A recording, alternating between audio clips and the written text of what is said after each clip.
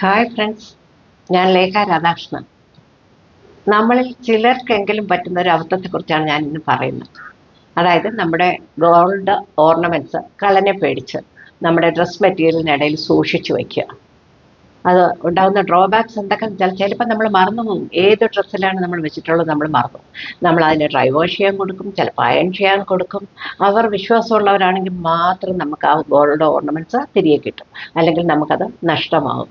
അതേപോലെ തന്നെ ചിലപ്പം നമ്മളത് നമ്മൾ ധരിക്കാനായിട്ട് എടുക്കുന്ന സാരി ആയാലും ഡ്രസ്സായാലും നമ്മളിങ്ങനെ കുടഞ്ഞിട്ട് എടുക്കുമ്പോൾ ഈ ഓർണമെന്റ്സ് താഴെ പോകും, നമ്മൾ ശ്രദ്ധിക്കുന്നില്ല.